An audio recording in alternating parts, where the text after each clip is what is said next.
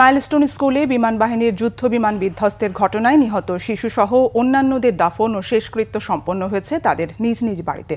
প্রিয় সন্তানদের চোখের জলে বিদায় জানালেন বাবা মা স্বজনরা। বিমান দুর্ঘটনায় রাজধানীর মাইলস্টোন স্কুলের ছাত্রী সাইমা আক্তারের দাফন সম্পন্ন হয়েছে গাজীপুরের বিপ্রবর্থা এলাকায়।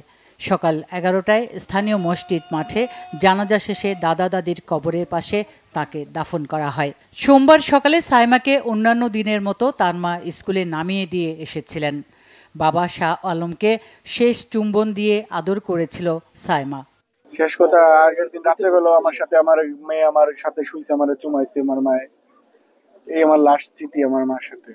তৃতীয় শ্রেণীর ছাত্রী সাইমা আক্তারের কানের দুল ও মাথার চুল দেখে মরদেহ চিহ্নিত করেছিল তার স্বজনরা।